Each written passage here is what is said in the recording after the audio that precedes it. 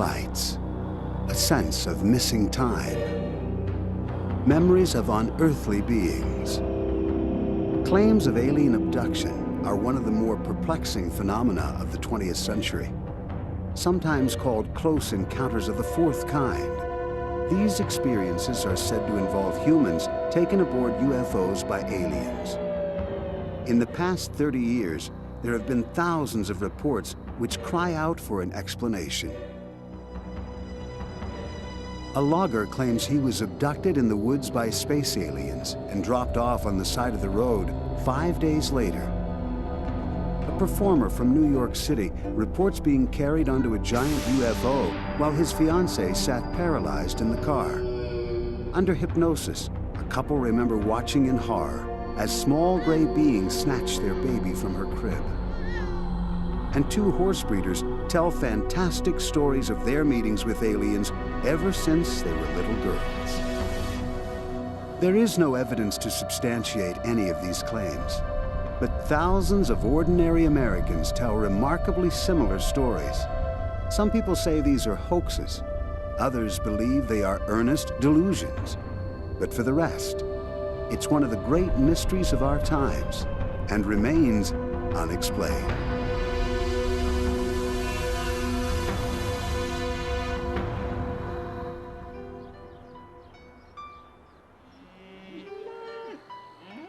One of the best known and most controversial cases took place near Snowflake, Arizona on November 5, 1975, at a time when there were few reported cases of alien abduction.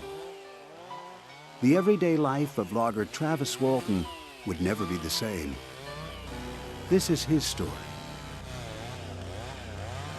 Well, this was a long, hard day. We had just finished work. I was tired, but I was looking forward to a long drive home. The crew had worked until after sunset, hoping to complete the logging contract for crew boss Mike Rogers before the first snowfall. Travis, Mike, and 5 other loggers squeezed into a pickup truck. They were driving back to town when, they say, something very strange happened. Just as soon as we got around the trees that were between us and it, we saw it hovering just less than 100 feet away. And wow, it was just like, you know, we come around these trees and wham, it's just the sight of this thing was just so intense. Nobody else got out of the truck, just him. I wasn't about to get out. At first I was, you know, kind of showing off for them, thinking that this thing was just going to take off before I got up close to it. But the closer I got, the more I realized it wasn't going anywhere, and I was starting to have second thoughts. Well, I yelled at him to get the hell back from there, you know? What are you doing? You know, it looked dangerous.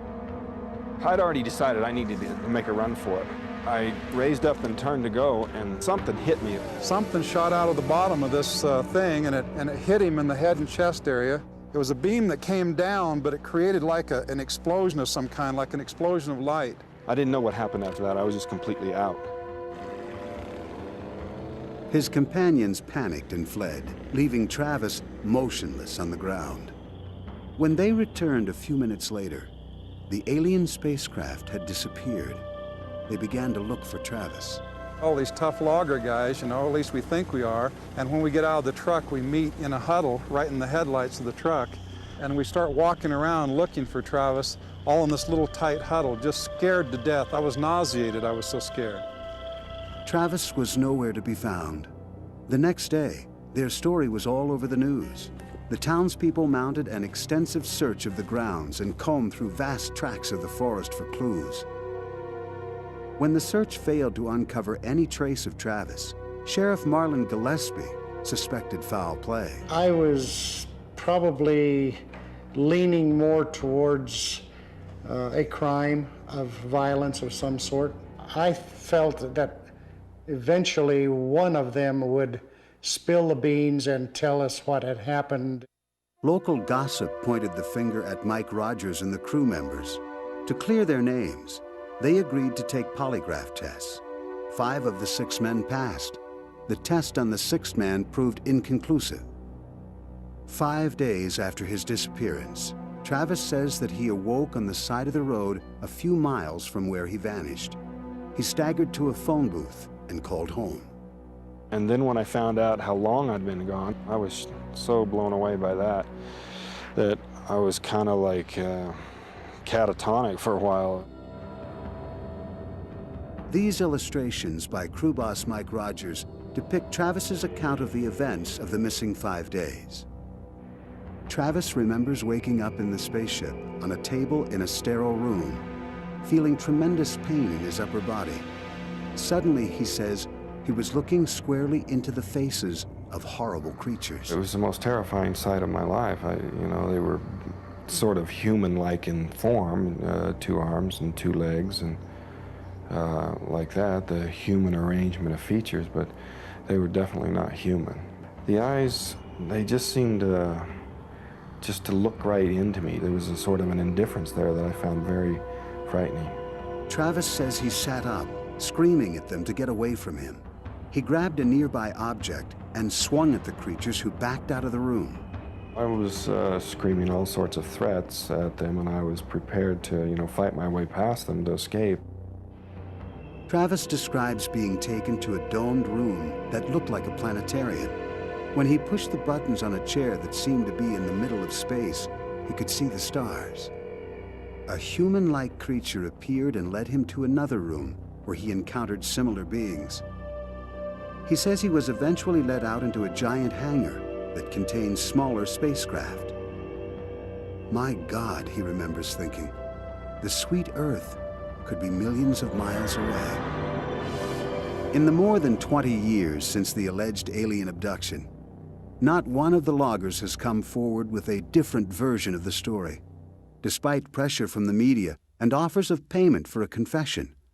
But the questions remain. I think that the individuals that were subjected to the polygraph examination seen something that they thought was a UFO. I believe also that Travis Walton was not taken aboard a UFO, but I believe that he truly believes he was. I never set out to just to prove myself or to bring this to the world. It was a worldwide news story when I was returned, and so I really had no choice about it being known. I was just basically, and have been ever since, just reacting to other people's reactions, defending myself against all these accusations and trying to set the record straight. A research scientist at MIT, David Pritchard, organized a scientific conference about abductions many years after the Walton case. He is not yet convinced that the case for abductions has been proved. It's possible that these were caused by real aliens, but the only way that I'm going to believe it, and I don't mean just as a scientist, the only way I'm going to believe it in my heart of hearts is if we can find physical evidence. Nobel Prize-winning physicist Leon Lederman joins other skeptics in saying Travis concocted an elaborate hoax to make money and attract attention. To fake the story is the simplest thing in the world. I mean, we have to be skeptical about things. Why does a person do this? He does it to make money.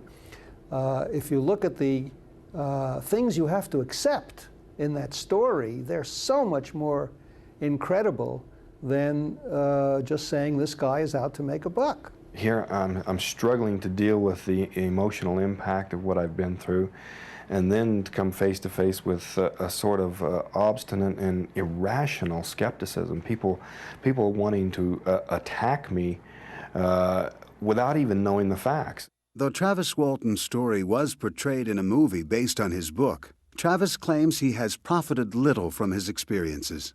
The net effect financially has been negative. The net effect on my life has been negative. I do not enjoy the attention or the notoriety. I just wish it had never happened. Travis remains convinced that his experience was real. Though there is no empirical evidence that it did happen, Travis replies there is no proof that it didn't. I'm sentimental, that's all. What's the use in trying not to fall? For New York entertainers Elliot and Deborah Novak, rehearsals are routine. Yet nothing could have prepared them for that long night 13 years ago when they say they were abducted by a UFO. What's the They are just now coming to terms with the full range of their experiences. I remembered thinking to myself, God, if they want to take us, let's go with them. I have a fond memory of it is because it felt like a letdown when it was over. Not like I was relieved when it was over. I felt like I wanted it to go on longer, and here I was back, in New York. Television producer, writer, and entertainer Elliot Novak and his then-fiancée performer Deborah Studer finished their show at Grossinger's Resort Hotel in the Catskill Mountains at 11 o'clock on August 23, 1984. Within minutes, they had packed their bags and props and were on their way back to New York City via Route 17 South, a trip that would ordinarily take them about 2 hours. Tonight, however, things didn't work as usual. Elliot looked up and saw a set of mysterious blinking lights. He pointed them out to Deborah, and she pulled over. The lights stopped blinking and began to move toward them. Only then did they see 3 separate lights located on the corners of a giant triangle, a dark metallic object. This illustration is Elliot's interpretation of what they saw. It was so large that you couldn't see any sky if you looked left or right or back. It filled your entire line of vision and peripheral vision. It was like the size of a football field. That's the best way I could describe it.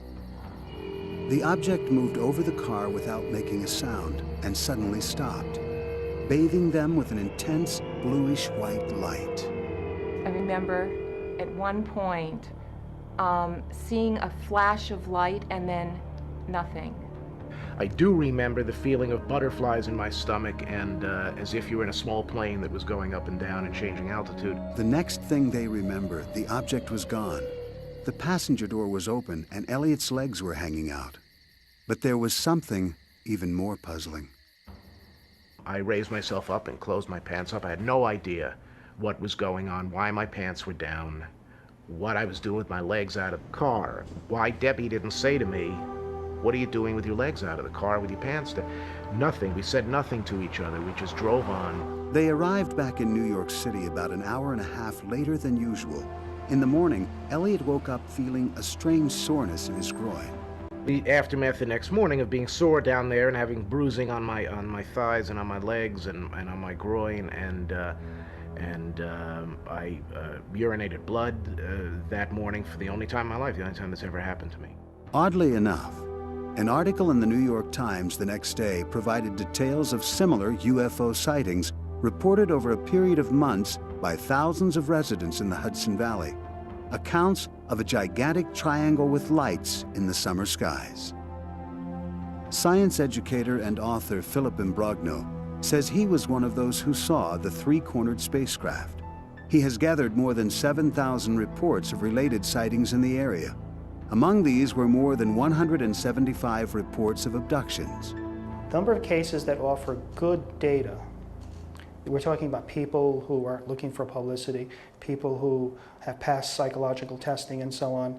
The number in the Hudson Valley is still staggering, well over 175. I didn't know anything about abduction. I didn't know anything about spaceships, so it wasn't until after it was over did I really begin to think that I was taken aboard an alien spacecraft. In 1984, the Novaks were certain of the UFO sighting near Grossinger's in the Catskills. But it wasn't until February 1997, 13 years later, that they would consider the possibility they might have been among those abducted in the Hudson Valley. It all started when a friend gave Deborah a copy of Missing Time, written by UFO researcher Bud Hopkins. I opened it up and I couldn't put it down. I stayed up all night and read it. And I saw many similarities to things that had happened in my life. Not only the Grossinger experience, but other experiences in my life as well. Hopkins, who has investigated more than 600 abduction reports since 1975, agreed to help them, suggesting hypnosis as a way of recovering experiences they may have repressed. When you work with somebody who's having these experiences or has had them over a number of years, you're aware that there's a core series of experiences, many of which they might not be consciously aware of. Bud Hopkins, while not a therapist, consults with psychologists and psychiatrists and has lectured to hundreds of mental health professionals who want to find out how to look into abduction experiences. Hopkins served a 7-year apprenticeship as a hypnotist before working on his own with people who believe they might have been abducted. In February of 1997, Elliot Novak underwent hypnosis in Bud Hopkins' office. The videotape from that session shows Elliot as he remembers finding himself in a cold room on a metal table with shadowy figures nearby. Is there any part of your body where you feel that tingling more intensely than any other part, or is it all over? It's just in my groin, like I fell asleep. I could see my legs up because I could see the tops of my knees, but I had no feeling there whatsoever. But the fellow on the right was doing something down there because I could see him. I could see his head right here. I just can't imagine that they would and perform these. I mean, how often do you have to do that? During her own hypnosis, Deborah reported that when the UFO passed over the car, she turned to Elliot, but he was gone. She had apparently been left behind. After their hypnosis sessions, Deborah and Elliot compared their newfound recollections. You didn't see me next to you. Where did you see me anywhere? No. Outside? No. My next recollection was that I pulled back onto the road, and he was there again. Deborah not only recalled the 1984 UFO sighting, she also remembered a night in 1982 when she recalled lying in bed terrified while a strange light filled the room. This time it was she and not Elliot who was taken. She recounted chilling details of what she says occurred aboard the alien craft. At your abdomen, do you feel something different there? What do you feel at the abdomen? It's different. Describe it to me. Happened a long time ago. It's going to be okay. I'll put my hand back on your forehead. My hand's coming back, calming down, feeling better. They've got what? Just tell me very clearly. A needle. A needle? Uh-huh. Where's the needle? Feel my hand on your forehead. Soothing. Calming. It's in me. It's in. Oh, God.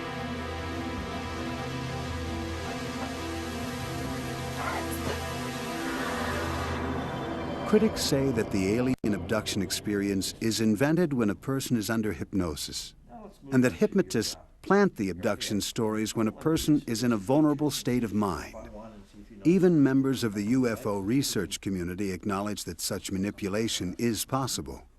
Psychologist Stuart Appel says that hypnosis can also create false memories. These false memories can be believed with complete conviction on the part of the individual who is hypnotized. To that extent, hypnosis must be used with great caution and with great skill so that one avoids creating false memories, especially memories of the kind that can have a major impact on one's sense of identity, one's sense of purpose, one's worldview. David Jacobs, an abduction researcher, agrees. He has conducted hundreds of hours of hypnotic regressions and thinks that abduction investigators should develop standard scientific procedures. Anybody can do hypnosis on anybody else, as long as that person wants to be hypnotized. The problem is that people can fabulate. They say things that are not true. Memory is faulty, even under the best of circumstances. Bud Hopkins argues that the memories of abductees are deliberately wiped out or suppressed by the aliens during an abduction experience, and that hypnosis has been extremely effective when conducted carefully. This isn't something like a self-repression of memory that might go on with somebody who's had something terribly traumatic and doesn't remember it, which we do know happens. This is a thing which seems to have been imposed from the outside. Hopkins says he uses hypnosis to counteract a similar state induced by the aliens. He recovers memories he believes the aliens have suppressed. Journalist C.D.B. Bryan, who has written a book about abductions, does not believe that abductions are real, but he has watched Hopkins hypnotize 2 other abductees and defends him. I've watched him try to lead them, to demonstrate to me, for example, that you cannot make them say something that they don't want to say. And I think the great criticism against hypnosis is that they are trying to please the hypnotizer, or they're simply making things up. I didn't see this happen. As UFO skeptics and researchers debate possible explanations for the abduction phenomena, Elliot offers his own. Eventually, everyone is going to be made aware of this. It's happening with too much regularity. It's happening to people who never believed that anything like that could happen to them. It's beyond the realm of the lunatic fringe reporting these things only. And you know, you can't prove it to people who don't believe. You just have to wait, and that's human nature. You know, until it jumps up and bites you on the nose, you're not going to believe it. We're just ordinary, everyday people that this has happened to, and it can happen to anybody. I didn't want to believe that it happened to me, but it did. Joyce Ahrens and her family believe that what happened to them was not an isolated incident. One highly controversial study conducted by the Roper Poll suggests that hundreds of thousands, even millions of Americans, have memories that indicate that they may have been kidnapped by aliens. Abduction researchers believe these abductions happen generation after generation, as this family from West Plains, Missouri can attest. Their story starts one evening in the fall of 1976, in the presumed safety of their home. I remember just lying there, trying to relax. I'd opened my eyes, I seen a red light flowing across the ceiling, which it almost looked like the Aurora Borealis. Dan and Joyce Ahrens say the room was dark except for the unusual light, which they describe as about 4 or 5 feet in diameter. They say it hovered over the baby's crib at the foot of their bed where their 1-year-old daughter Heather slept. Dan says that when he tried to get up, he found himself immobilized. That was the most frightening feeling I guess I've ever had in my whole life, is not being able to move. I was screaming for him to help me because I couldn't move. And I didn't know that he was paralyzed too. And we both sat up in the bed at the same time. And I said, what the hell was that? The incident was over in what seemed like an instant. The baby was standing up in her crib looking dazed but unharmed. Dan and Joyce thought they had just shared a scary dream. That is until 1992, 16 years later. Dan, a computer technician, was working at his keyboard when suddenly he was seized by panic. I immediately thought I was having a heart attack because I started sweating real bad. My ears were ringing. It was a real tight feeling in my head. Dan was rushed to the emergency room where doctors ran tests and ordered x-rays. When the results were in, they concluded that Dan had suffered an anxiety attack and sent him home. But the symptoms persisted. To see him like that was devastating. He couldn't leave the house. He was so scared. After 6 weeks of constant fear, Dan sat down in front of the TV trying to relax. He turned on a movie that happened to be about alien abductions. Dan experienced a sudden revelation. There was one part in that movie that this little creature or whatever was kind of peeking out from around the door, and it was in the dark and the shadows, you know, and everything. And I immediately my heart started racing, and I just kind of completely went out of it again. Dan wondered, was his anxiety somehow related to the subject of the movie? He later chanced upon another television show about alien abductions and watched an interview with therapist John Carpenter, the National Director of Abduction Research for the Mutual UFO Network. Dan immediately contacted Carpenter for help. He suffered from a panic disorder at that point in time, and he had flashbacks and nightmarish images of these beings, but didn't understand what was going on and needed some relief. Dan agreed to an on-camera hypnosis session with Carpenter, during which he revisited that memorable night in 1976, the night he saw the red light over the baby's crib.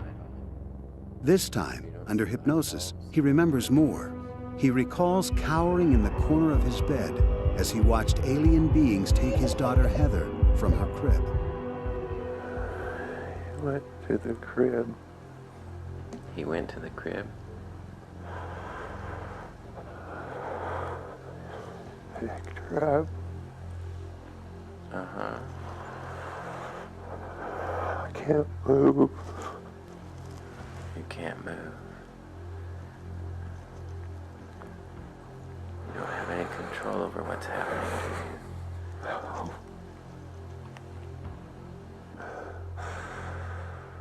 What do you see happening now? I took her. He took her. Under separate hypnosis, Dan's wife Joyce recalled the same sequence of events. They both say little beings marched them outside, and together the family was floated onto a spaceship. I never wanted it to happen to my children. I didn't realize until later that it had. But when they took her, I couldn't do anything. Heather, now 22 and married, remembers a series of abductions beginning in childhood, when she was forced to play telepathic games with the aliens. How do you play the game? If I pick up that one, he'll let me go.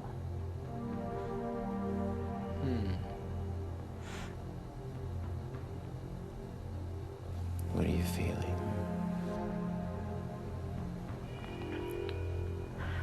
I want to go home. Mm-hmm. What does he tell you about that? If I pick it up, he'll let me go. The Aarons family believes alien kidnappers have not only intruded in the lives of their children, but are now visiting one of their grandchildren.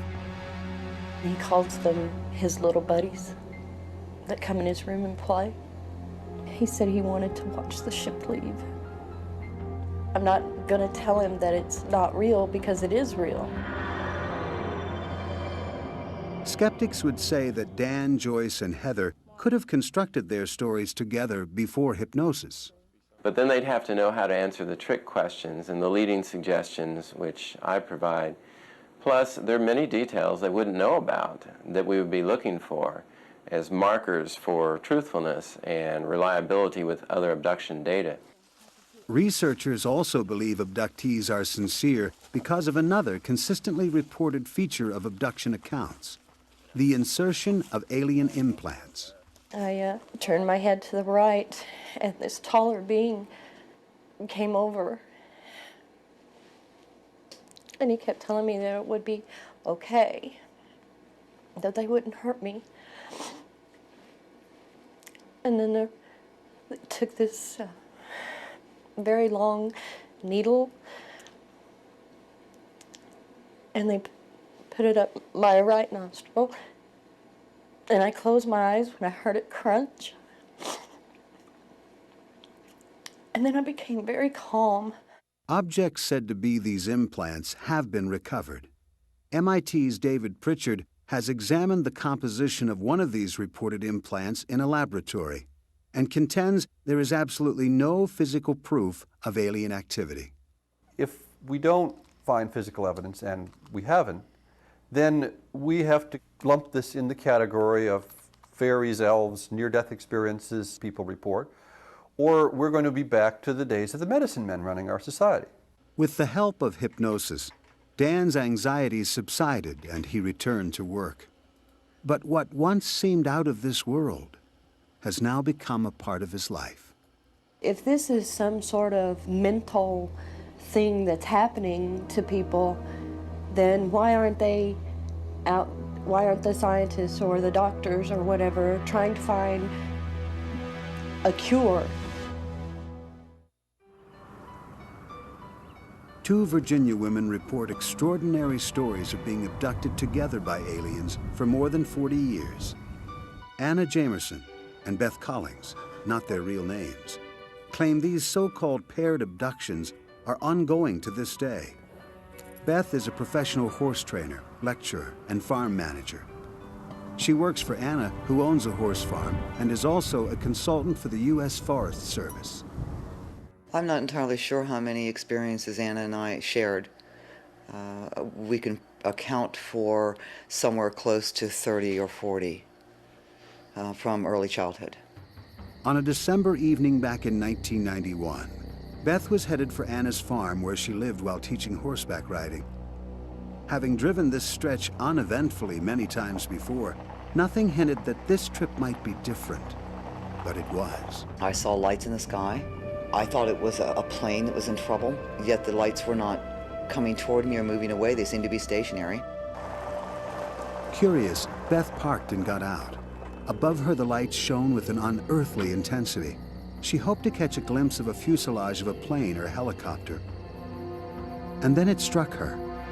There was no sound, as you'd expect, just silence. And the lights were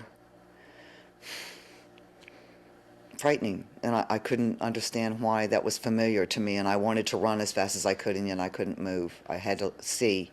Within a blink of an eye, I was surrounded by light that seemed to be coming from these lights in the sky, very close overhead at that point. And again, within the blink of an eye, I was not there. Instead, Beth was back on the road more than an hour later. Beth says she assumed she was having a nervous breakdown. In desperation, she sought out the help of her close friend and employer, Anna Jamerson. My first reaction was that she'd been working too hard, so I needed to stay home from work and give her some time off, and she would get herself back together and things would go on as normal. But things didn't go on as normal. Beth had another disturbing experience on a drive home from a business engagement. Again, there were lights and a period of time she couldn't account for. After the second time, I knew there was something definitely wrong, that it wasn't that she was losing her mind, that something else was going on, because she had seen bright lights in the sky both times. At that time, Anna knew little about UFOs. She and Beth had once seen some unusual lights over the barn, but she didn't think much about it. Now, she became concerned. I knew I couldn't handle it. We couldn't handle it together. And I knew somehow to look up in the phone book UFO, and I did. This was this stable, down-to-earth woman who found a phone number listed under UFOs, of all places. Anna eventually spoke with one of the organization's leaders, Richard Hall. After meeting with them, he agreed to study Beth's case. They're quite intelligent, they're quite articulate. They're not New Age ding-a-lings. These are human beings, intelligent people in important professions, very responsible people. I thought it would be, they'd come out and interview her and tell us that, gee, yeah, we've heard of this happening. It happens, once, maybe twice if you're really lucky. And then you have great stories to tell your friends, and it never happens again. Unfortunately, they didn't tell us that. Instead, Hall was non-committal. He gave the women no encouragement in either direction, despite his own views. This is something, I have a long background in straightforward UFO sighting investigations, and have become convinced some time ago that it appears that we have visitors from somewhere. And it's just one step from that on to, well, maybe they really are tinkering with us. Hall suggested Beth undergo hypnosis. The regressions triggered a flood of conscious memories for her. Frightening images emerged from other abductions as well. I was lying on a table, on my back, and my head was placed in a kind of restraint, and I saw this instrument coming down toward my face. I was terrified, first of all. Secondly, when I realized what they were going to do with this pronged instrument, I couldn't believe it. Beth claims she could feel the pressure of her eyeball being pulled free of the socket, and that it was extremely painful. Unconcerned, the aliens went about their business. Something was done behind the eyeball, some procedure behind the eyeball that I could feel but I couldn't see, obviously. The eyeball was then in some way reinserted or replaced in the socket. Beth's accounts were disturbing, yet equally striking were Anna's strong emotional reactions to them. Hall suggested that she, too, undergo hypnosis. I screamed because right in front of my eyes, the first thing I saw when I was hypnotized, and she took me back to the time when the headache started, I had huge black eyes right here in front of me. unsettling flashbacks, dreams, and partial memories. Many concerning, disturbing medical procedures are typical of those who believe they've been abducted. They seem to continue to put probes and either inject stuff or take stuff out of the back of my head from my brain. They ram stuff up my nose, they have burst my eardrum, I've had holes in my head, behind my ear. I have had stuff injected into my veins and my arms. Skeptics of alien abductions often point to the seemingly crude nature of the medical procedures described by Anna and other purported alien abductees. Is this further evidence of the human imagination at work? In every case, what the people report are a distillation of their own experiences. You know, the flash of light, the blinding light, the beam that pulls you up, and so on. These are your own experiences. This may not be the way a real advanced civilization would do it. And skeptics ask, why would the aliens invest time and attention in duplicating such trivial experiments? If there's a superintelligence out there, they don't have to abduct people. They can know everything there is to know from one drop of blood by one person.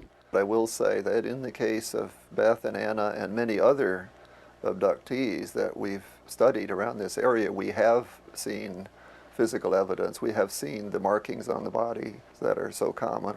Critics say that the markings Hall refers to may well be ordinary scars and not compelling evidence of alien contact.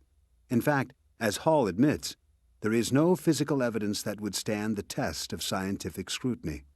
Even abductees have their doubts. I'm always questioning the validity of my experiences. I'm always questioning what I remember, because memory is in itself fallible. I don't think it's likely that we're going to find proof, absolute proof in a strict scientific sense that people seem to demand anytime soon. But even without evidence, Beth and Anna claim to have been snatched a combined total of over 100 times. They believe that often they were abducted together. The same things will happen to us the same nights. When we're abducted, we'll go through the same program together, but there are still times when she'll be abducted and I won't, or I'll be abducted and she won't. Or once we're abducted together, we'll be separated somewhere during the experience and then come back alone. Together or alone, Beth and Anna say one thing seems certain: the abductions will go on. People who claim to have been abducted by aliens remember many similar medical procedures. According to Beth Collings and Anna Jamerson, some of the experiments include alien-induced pregnancies. The procedure for pregnancy was insemination, a form of insemination. There was no sexual contact, certainly, but the action was very much like insemination. Beth says the results of the alien insemination were not long in coming. I would have an abduction. A month or more later, I would start having morning sickness. Later, Beth says she would be abducted again and something removed. Then, according to Beth, the symptoms would cease. They take it as if you were nothing more than an incubator. It's like being raped over and over and over again. No anomalous pregnancy has ever been medically documented in an abductee. Nevertheless, Anna and Beth even describe being presented with hybrid human-alien offspring. When this child is supposedly born, it's presented, and I have been told, this is your child. It looks like a cross between human and them. I don't feel like it's mine. I don't relate to it. I remember them presenting me with children they tell me are mine, and they want me to hold them and I won't, and I've dropped them.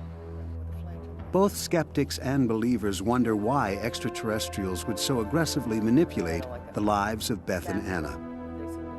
Anna says she has seen visions of the destruction of the Earth by earthquakes, windstorms, and fires.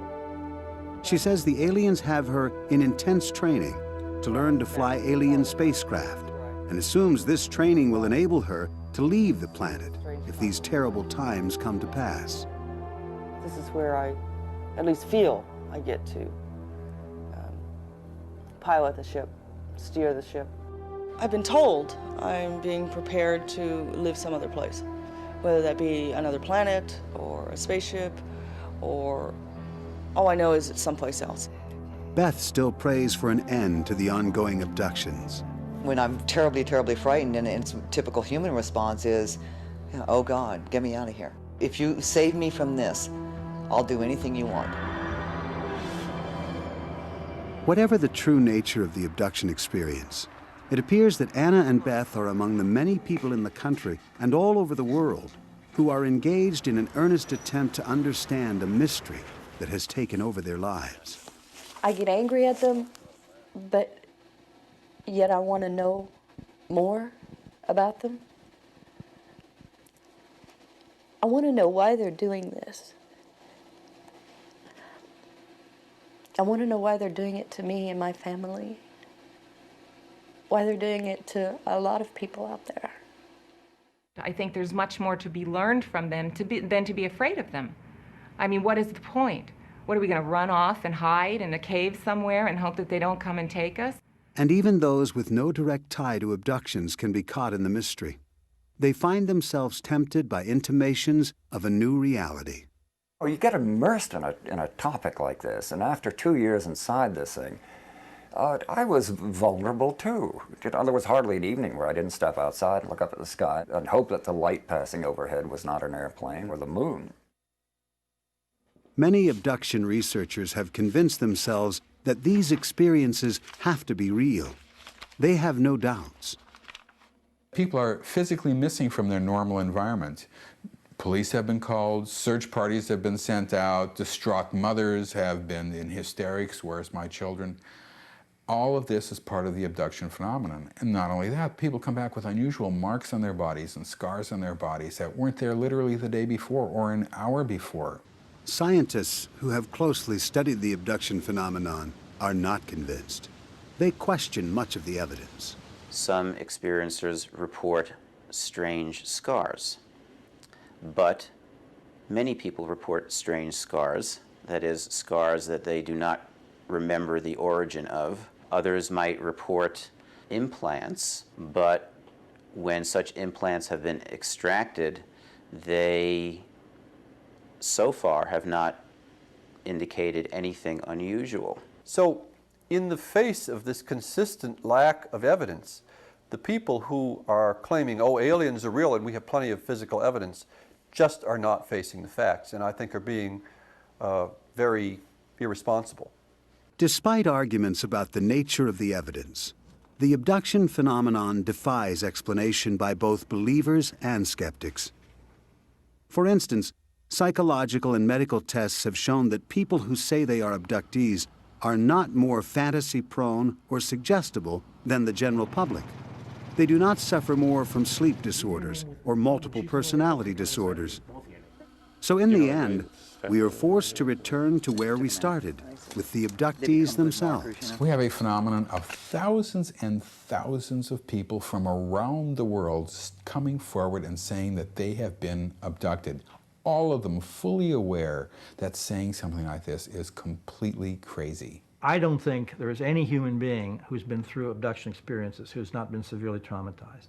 My opinion about the abductees was, if I can use a medical expression, that they were crazy as loons. You know.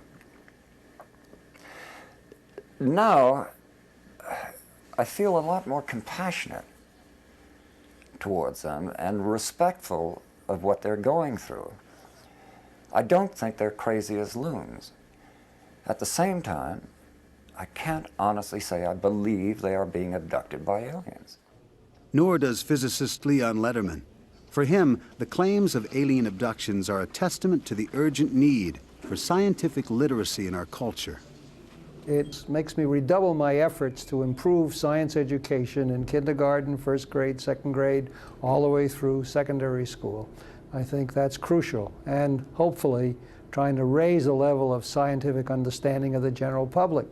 I know what I've seen, and there's nobody in this world that's going to tell me that I didn't see it. I've seen them, I've touched them, I've been there.